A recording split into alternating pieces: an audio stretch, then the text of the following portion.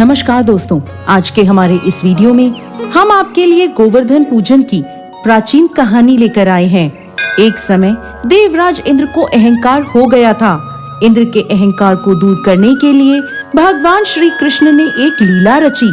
एक दिन भगवान श्री कृष्ण ने देखा कि पूरे ब्रज में तरह तरह के पकवान बनाए जा रहे हैं और सभी ब्रजवासी किसी पूजा की तैयारी में जुटे हुए हैं।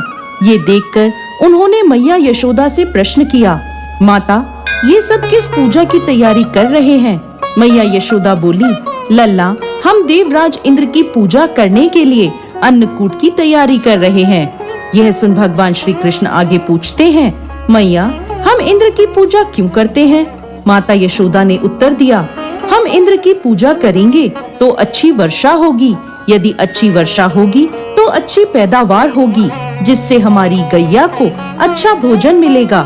यह सुन भगवान श्री कृष्ण ने इंद्र की निंदा करते हुए कहा, लेकिन मैया, हमें तो ऐसे देवता की पूजा करनी चाहिए जो स्वयं प्रत्यक्ष आकर पूजन सामग्री स्वीकार करें। यह सुन मैया यशोदा के पास बैठी गोपियों ने कहा कि 33 कोटि देवी देवताओं के राजा की इस प्रकार निंदा ना करो लल्ला। यह सुन भगवान श्री कृष्ण कहते हैं, इंद्र में क्या शक्ति है जो वो हमारी रक्षा करेगा? इंद्र से ज्यादा शक्तिशाली तो यह गोवर्धन पर्वत है जो वर्षा का मूल कारण है। हमें गोवर्धन पर्वत की पूजा करनी चाहिए जहाँ हमारी गैया चरती है। इंद्र देव तो कभी दर्शन भी नहीं देते और यदि उनकी पूजा ना करो तो वह क्रोधित हो जाते हैं। ऐसे अहंकारी की पूजा कदाचित नहीं करनी चाहिए। तभी नंद जी वहाँ आ गए और पूछने लगे, इंद्र की पूजा करने से वर्षा होगी और हमें लाभ होगा, गोवर्धन की पूजा करने से क्या होगा? तब भगवान श्री कृष्ण ने उत्तर दिया, हमारी गैया गोवर्धन पर्वत पर चढ़ने जाती हैं। गोप गोपिकाओं के आजीविका का एकमात्र साधन गोवर्धन पर्वत है।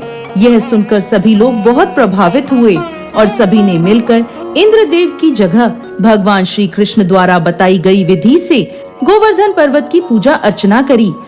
गोवर्धन पर्वत ने समस्त पूजन सामग्री को स्वीकार किया और सबको खूब आशीर्वाद दिया। तभी नारद मुनि इंद्र महोत्सव देखने की इच्छा से ब्रज में आए। वहाँ ग्वालों ने उन्हें बताया कि इस वर्ष से श्री कृष्ण की आज्ञा अनुसार इंद्र महोत्सव बंद कर दिया है और अब सभी ब्रजवासी गोवर्धन पूजन करेंगे। यह सुनते ही नारद मुनि उल्टे पांव इंद्र के दरबार में पहुँचे और बोले, हे देवराज, आप अपने महल में सुख की नींद ले रहे हैं। उधर ब्रज में आपकी पूजा समाप्त करके गोवर्धन पर्वत की पूजा हो रही है। ये सुनते ही देवराज इंद्र को क्रोध आ गया। उन्होंने इसे अपना अपमान समझा और जोरों की वर्षा शुरू कर दी।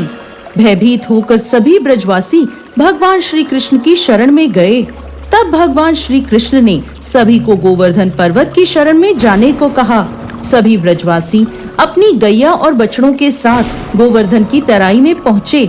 वहाँ भगवान श्री कृष्ण ने गोवर्धन पर्वत को अपनी कनिष्ठ उंगली पर उठा लिया।